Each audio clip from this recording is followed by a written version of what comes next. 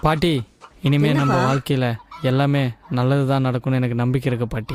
நீ சொன்னா சரிதான்ப்பா. எல்லாம் நல்லதே நடக்கும். வா உள்ள போலாம்.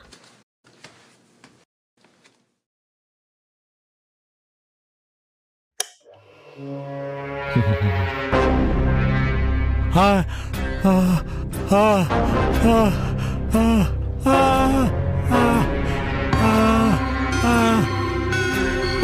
ஆ, ஆ, ஆ.